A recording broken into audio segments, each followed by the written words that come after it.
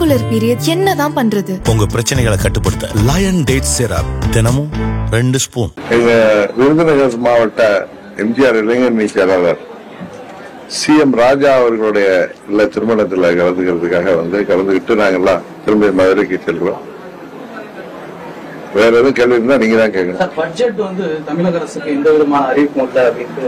தமிழக அரசுக்கா? தமிழகத்திற்கு எந்த விதமான அறிவிப்பும் இல்ல. பெருசா வெளி மாநிலங்களுக்கு, அதாவது வட மாநிலங்களுக்கு, பீகார் உள்ளிட்ட வட மாநிலங்களுக்கு அதிக அளவிலான அறிவிப்பு இருக்கு. ஆனா தமிழ்நாட்டுக்கு எந்த அறிவிப்பும் இல்ல அப்படின்னு நம்ம தமிழக நிதியமைச்சரும் அதாவது மத்திய அரசு பட்ஜெட் இப்ப இல்ல, நீங்க திமுக அங்க வைத்த மன்மோகன் சிங் தலைமையிலான ஐக்கிய முற்போக்கு கூட்டணி ஆட்சி நடந்துச்சு. 2004 இருந்து 2014 வரைக்கும் நடந்துச்சு. அதுலயே எனக்கு தெரிஞ்ச அளவு ஒரு 2-3 வருடங்கள் தான் தமிழ்நாட்டு பெயரை மென்ஷன் பண்ணிருக்காங்க. எனக்கு தெரிஞ்சு ஒரு 25 கோடி 120 கோடி, கடைசி ஆண்டுல ஒரு 1300 கோடி இது மாதிரி அவங்க நிதிய தமிழ்நாட்டிற்கு தனிப்பட்ட முறையில கொடுத்திருக்காங்க. தமிழ்நாடுங்கிற பெயரை 2004-14 அப்புறம் மத்திய நிதி அமைச்சரா திரு சிதம்பரம் இருந்த பெயர். நீங்க நல்லா பாத்தீங்கன்னா ஒரு 2-3 ஆண்டுகள்ல தான் தமிழ்நாடுங்கிற பெயரே மென்ஷன் ஆயிருக்கு. அதுபோல பொதுவா மத்திய பட்ஜெட்டுங்கிறது எல்லா மாநிலங்களுக்கான நிதி ஒதுக்கீடு தான். இதுல ஒரு மாநிலத்தை புறக்கணிச்சுட்டாங்கன்னு சொல்றது திமுக அந்த 21 ஆட்சிக்கு வந்த பிறகு எப்படி தேர்தல் வாக்குறுதி எல்லாம் செய்யாம செஞ்சுட்டாரு மக்களை ஏமாத்துற மாதிரி டங்ஸ்டன் திட்டம் வர்றதுக்கு உறுதுணையா இருந்துட்டு அன்றைக்கே நினைச்சிருந்தா அவங்க இந்த திட்டம் கொண்டு வரலாமான்னு கேட்டப்ப அந்த திட்டம் வேணான்னு சொல்லியிருந்தா முடிஞ்சிருக்கிற விஷயத்த இன்னைக்கு மத்திய அரசாங்கமே மக்கள் அதை விரும்பலன்னு தெரிஞ்சதும் அவங்களே வித்ட்ரா பண்றதும் அந்த பாஜக மாநில தலைவர் அண்ணாமலை அவர்கள் முயற்சியால இது நடந்ததுன்னு எல்லாருக்கும் தெரியும். எல்லாரும் அவர்கிட்ட சொல்லியிருந்தோம். கூட்டணி கட்சிகளை சேர்ந்த தலைவர்கள்லாம் அந்த மக்களுடைய கோரிக்கைகளை சொன்னா அவரே நேரா பார்த்துட்டு அதை மத்திய அரசாங்கத்திட்ட அவர் தான் முழு முயற்சியா நாங்கெல்லாம் சொல்லியிருந்தாலும் அவர் தான் போய் அங்கேயே இருந்து அதை திரும்ப பெறுவதற்கான அனைத்து முயற்சிகள் செய்து பிரதமரும் அந்த துறை அமைச்சரும் அதை செய்தாங்க. அதுல எப்படி போய் இவங்க முந்திக்கிட்டு போய் அங்க சாலை வாங்கிட்டு மாலை வாங்கிட்டு ஒரு முதல்வருக்கு ஒரு தகுதிக்கு ஒத்து வராத செயலாம் செய்யறாங்க, கேலி கூத்தா. அது போல சும்மானாலும் இவங்களுடைய ஆட்சி சரியா இல்லாததுனால, இவங்களால சரியான ஆட்சி செய்ய முடியாததுனால இவங்க இந்த 3 ஆண்டுகளாக தான் இந்த குரல் தமிழ்நாட்டுல கேக்குது. மத்திய அரசு நிதி ஒதுக்கல பட்ஜெட்ல, தமிழ்நாட்டுக்கு ஒதுக்கல, தமிழ்நாட்டை பென்ஷன் பண்ணலன்னு. இந்த நிதி எல்லாமே எல்லா மாநிலங்களுக்கும் இயற்கையான கொடுக்கப்பட்ட நிதி தான். அதுல சில மாநிலங்களுக்கு பேர் மென்ஷன் பண்றாங்கன்னா அங்க ஏதாவது நிதி ஒதுக்கீடு இருக்கும், ஏதாவது ஒரு ஸ்கீம் ரொம்ப நாள் பெண்டிங் இருந்து கேட்டிருப்பாங்க, அதுக்காக கொடுக்கப்பட்டிருக்கும். இது முழுக்க முழுக்க திமுக சொல்கிற வடிகட்டிய போய். இதே பாத்தீங்கன்னா 2014 இருந்து மாண்புமிகு மோடி அவர்கள் அரசாங்கம் இருக்கிற இந்த 10 வருடங்கள்ல பலமுறை தமிழ்நாட்டிற்கு நிதி ஒதுக்கப்பட்டிருக்கு. பலமுறை தமிழ்நாட்டு பெயர் இவங்க சொல்றோம் ஆசைப்படுற மாதிரி மென்ஷன் பண்ணப்பட்டிருக்கு. குறிப்பு நான் வச்சு தானே கூட நிக்கிறது நான் பாத்துட்டு வந்தேன். அது இன்னொன்னு அந்த தமிழ்நாடு பெயர் மென்ஷன் பண்ணது நிக்கிறேன். இதுக்காக உட்கார்ந்து குறிப்பு எடுத்த மாதிரி திமுக சைட்ல இருந்து இந்த மாதிரி கோயில் வர்றப்ப 2004 இருந்து 14 2004-5, 2005-6, 2006-7 3 பட்ஜெட்டுகளுமே தமிழ்நாடு பெயரே இல்லை. நான் அதான் சொன்னேன். 2007-8 தமிழ்நாடுங்கிற பெயர் இடம்பெற்று அதுக்கு 54 கோடி நிதி கொடுத்திருக்காங்க. 2009-10 கிடையாது. 2010-11 200 கோடி நிதி அந்த தமிழகம் பெயர் இடம்பெற்று கொடுத்திருக்காங்க. 11-12, 12-13 ஆகிய நிதி நிலை அறிக்கையிலேயே தமிழ்நாடு பெயரை மென்ஷன் பண்ணல. 13-14 7,500 கோடி ஒதுக்கியிருக்காங்க. அது தேர்தல் வர்ற ஆண்டுல.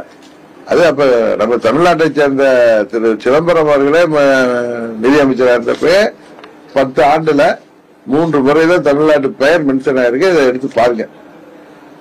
இது எந்த ஆட்சியிலுமே இப்படி ஒரு மாநிலத்தை எல்லா மாநிலம் இப்ப தமிழ்நாடு மாத்திரம் இல்ல, என்ன 28 மாநிலங்கள் பேர் இல்ல, 26 மாநிலம் பேர் இல்ல. யாரும் இந்த மாதிரி நொண்டி காரணங்கள் குற்றச்சாட்டுகள் சொல்லல.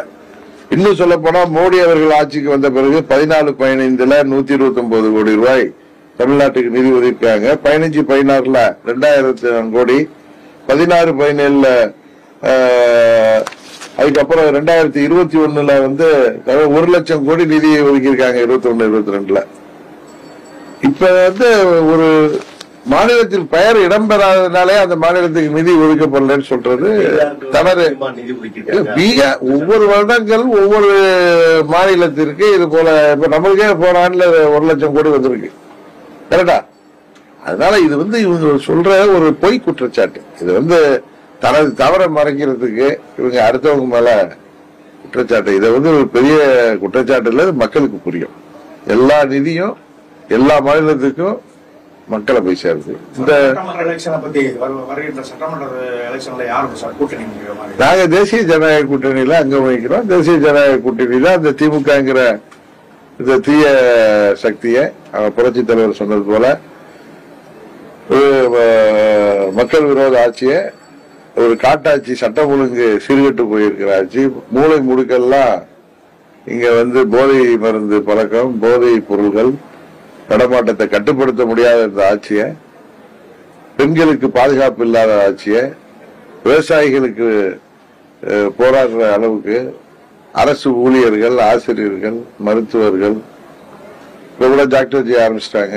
இந்த மாதிரி பழைய ஓய்வு திட்டம் சொல்லல, மக்கள் எந்த வித இது எல்லாம் வேலைகள் எல்லாம் நிரந்தரம் பண்றேன்னு சொல்லிட்டு செய்யல. ஆசிரியர்கள் போராடுறாங்க, பகுதி நேர ஆசிரியர்கள், மருத்துவர்கள், செவிலியர்கள், எந்த துறையை சேர்ந்தவர்கள் தமிழ்நாட்டில் இன்றைக்கு போராடாம இருக்காங்க? மாற்றுத்திறனாளிகள் கூட போராடி அவர்கள் கூட அடக்குமுறை தேவைப்படுது, கைது நடவடிக்கை நடக்குது. இன்றைக்கு முதலமைச்சராக இருக்கிற திரு ஸ்டாலின் அவர்கள் எதிர்கட்சி தலைவர் வந்தப்ப எப்படி எல்லாம் போராட்டம் பண்ணாரு. இன்றைக்கு போராட்டம் பண்ணுவதையே மற்ற கட்சிகள், அண்ணா யூனிவர்சிட்டியில் நடந்த அந்த கொடுமையான சம்பவத்துக்கு எதிராக எதிர்கட்சிகள் போராட்டம் பண்ண அரசியல் பண்றாங்கிறாங்க. இது இன்றைக்கு தமிழ்நாட்டில் ஒரு கேலி கூத்தான ஆட்சி நடைபெறுகிறது. பழனிசாமி 4 ஆண்டுல செய்த லீலைகளால மக்கள் கோபப்பட்டு திமுக திருந்தி இருக்குன்னு ஆட்சியை கொடுத்திருக்காங்க. ஆனா திமுக திருந்தவே மாட்டாங்கிற செயல்பாடு, மக்களை பணம் கொடுத்து விலைக்கு வாங்கி விடலாங்கிற நம்பிக்கையில அவங்க இன்றைக்கு தமிழ்நாட்டில் ஆட்சி செய்யறாங்க. இன்றைக்கு யாருடைய உயிருக்கும் பாதுகாப்பு இல்லை. முதல்வர் குடும்பத்தை தவிர யாருக்குமே பாதுகாப்பு இல்லை.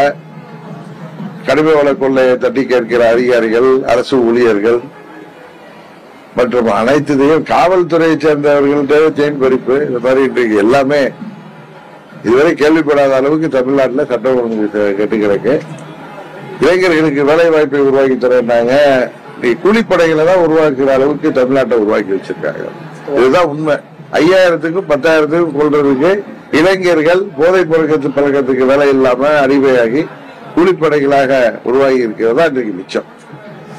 தேசிய ஜனநாயக கூட்டணிக்கு வந்து ஏடிஎம்கே, டிஎம்கே வந்து வருவாங்களா? இல்ல, தேசிய ஜனநாயக கூட்டணி இன்னும் அதுதான் திமுக வீழ்த்தக்கூடிய கூட்டணிங்கிறத எல்லா கட்சிகளும் புரிந்து வர்றாங்க.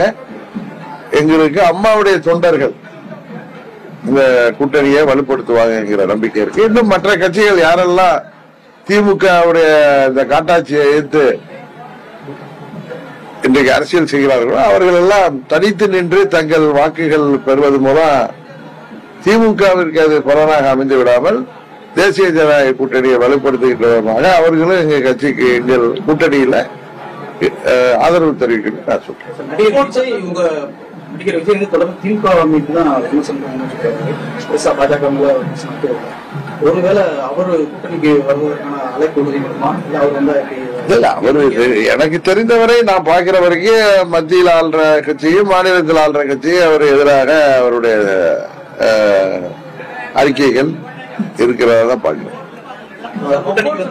கூட்டணிக்குங்க திமுகவுக்கு எதிராக இருக்கிற கட்சிகள் தனித்து நின்று அவர்கள் வாக்குகளை வீணடிக்காமல் சிதறடிக்காமல் தேசிய ஜனநாயக கூட்டணி தான் திமுகவுக்கு மாற்று சக்தி, அதற்கு ஆதரவளிக்க வேண்டும். பொதுவாக இந்த கட்சி அந்த கட்சி இல்லாம எல்லா கட்சிகளுக்கும் பொதுவாக நான் வந்து வேண்டுகோள் வைக்கிறேன். யூகங்களுக்கெல்லாம் நான் பதில் சொல்ல விரும்பவில்லை. திருப்பரங்குன்றம் பிரச்சனை உங்களோட இல்ல ஏற்கனவே அன்றைக்கு நான் விருதுநகர் போய் கேட்டாங்க, நான் சொன்னேன் ஏற்கனவே அங்க என்ன நடைமுறை இருந்துச்சோ அது தொடர்ந்து நடைபெறணும். இன்னொன்னு இது சகோதரர்களாக வாழ்கிற அண்ணன் தம்பிகளாக இருக்கிற மாமன் மச்சான் என்று அழைத்துக் கொள்கிற இந்துக்களும் இஸ்லாமியர்களும் எந்தவித பிரச்சனை இல்லாம இருக்கணும். குறிப்பா நான் கேள்விப்பட்ட நேற்று மதுரையில டேவிட் அண்ணாதுரை எல்லாம் சொன்னாரு, அவரு திருப்பரங்குன்ற தொகுதியில அவருடைய வீடே இருக்கு. அவரெல்லாம் சொன்னது அங்க உள்ள கட்சியை சேர்ந்தவங்க சொன்னாங்க, அங்க உள்ள பொதுமக்கள் இந்த பிரச்சனையை நாங்களே சால்வ் பண்ணிக்கிறோம். இந்துக்களும் முஸ்லிம்களை சேர்ந்த முக்கியஸ்தர்கள் அங்க உள்ள மக்கள் சொன்னது நாங்களே சால்வ் பண்ணி வெளியில வந்து தலையிடுறீங்க அப்படின்னு சொன்னதாக சொல்கிறார்கள். ஆனா அங்கு உள்ள மக்கள் அதை புரிந்து கொண்டு சரி பண்ணுவாங்கிறதா என்னோட நம்பிக்கை. குடும்ப அரசியல் பற்றி உங்களுடைய கருத்துக்கள்? திமுகவுடைய குடும்ப அரசியல்ங்கிறது இன்றைக்கு தமிழ்நாட்டில் சினிமா துறை போன்ற எல்லா துறைகளிலுமே அவர்களுடைய ஆக்டோபஸ் கரங்கள் எல்லா துறைகளையுமே அவர்களை கண்ட்ரோல் பண்ணதுங்கிறது தான் உண்மை. இந்த ஆட்சி முடிவுக்கு வரப்போகுதுங்கிறதும் உண்மை. மக்கள் சட்டத்துக்கு எதிராக வந்து நாடாளுமன்றத்துல மசோதா தாக்கல் பண்ணிருக்காங்க. எதிர்கட்சிகள் எல்லாருமே அதுக்கு கண்டனம் தெரிவிக்கிறாங்க. உங்களுடைய கருத்து? அந்த சட்ட வடிவத்தை நான் முழுசா பார்க்கல. இன்னொன்னு பொதுவா மத்திய அரசு எதை சொன்னாலும் எதிர்த்து பேசணுங்கிற அளவுக்கு தான் இன்றைக்கு இந்த இந்தி கூட்டணி கட்சிகள் இருக்கிறதுனால அதை நான் பார்த்துட்டு அதை படிக்கல, பார்த்துட்டு என்னுடைய கருத்தை நான் உங்களுக்கு உறுதியா தெரிவிப்பேன். பாஜக மதவாத கட்சி இந்துக்கள் தத்துவத்தை மீறி முன்னிறுத்தி மத்த கட்சியை சொல்றாங்க. அதை பத்தி என்ன நினைக்கிறீங்கன்னு கேக்குறீங்க. இப்ப திமுக என்ன கட்சி? இல்ல, திராவிட முன்னேற்ற கழகம் நீங்க என்ன மதவாத கட்சியா, மதவாதத்துக்கு எதிரான கட்சியா? மதவாதத்துக்கு எதிரான கட்சின்னா நம்ம தீபாவளிக்கு முதலமைச்சர் வாழ்த்து சொல்றது இல்லையே, மற்ற பண்டிகைகளுக்கு வாழ்த்து சொல்றாரு, ஓகே. ஏன் தீபாவளிக்கு வாழ்த்து சொல்றது இல்ல? அப்படின்னா இந்துக்களுக்கு எதிரான கட்சியாகத்தானே பார்க்கணும். ஒரு சாராருக்கு எதிராக இருந்தாலே அது மதவாதம் தானே. இப்ப எப்படி பாஜக வந்து இந்துக்கு சார்ந்திருந்து அவங்க மற்ற இஸ்லாமியர்களுக்கும் கிறிஸ்தவர்களுக்கும் எதிரான கட்சின்னு இவங்க பிரச்சாரம் பண்றாங்க, பொய் பிரச்சாரம். உண்மையில அப்படி கிடையாது. பல மாநிலங்கள்ல பாஜக வந்து எல்லாரும் வாக்கையும் பெற்றுதான் அங்க ஆட்சி அமைச்சிருக்காங்க. இன்னும் குறிப்பா சொல்ல போனா குஜராத்ல மோடி அவர்கள் சீஃப் மினிஸ்டர் ஆனதுக்கு அப்புறம் அங்க மத சண்டைகளே கிடையாது. அது கூட எப்படி எல்லாம் அங்க இருக்குன்னு தெரியும். அங்க இஸ்லாமியர்கள் அவருக்கு நிறைய வாக்களிக்கிறாங்க.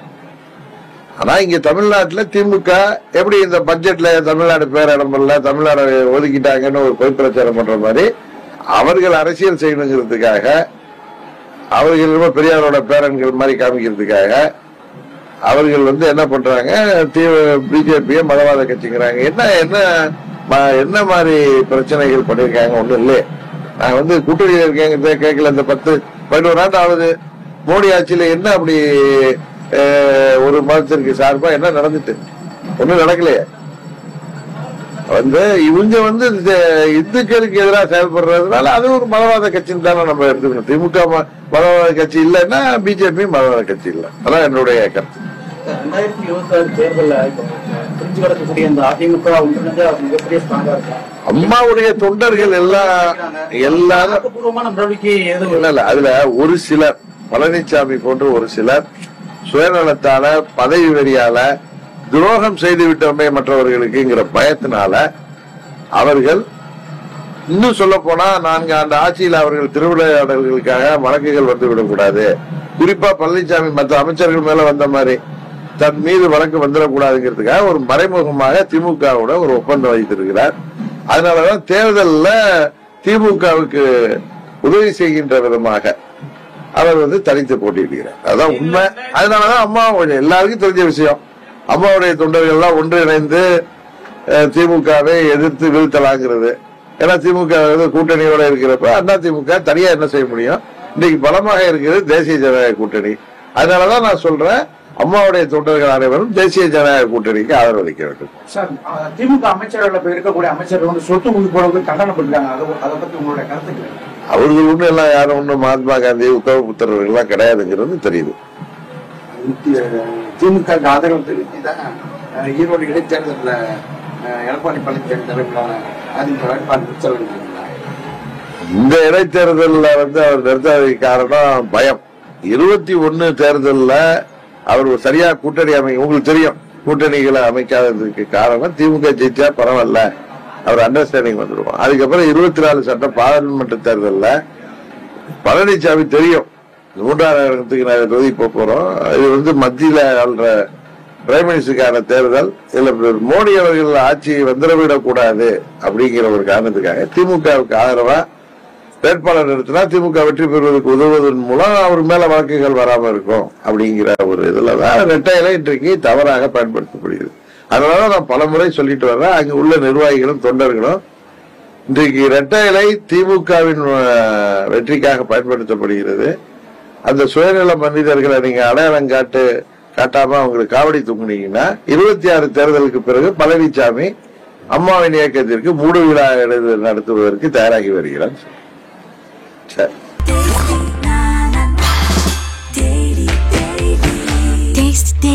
Taste the Daily.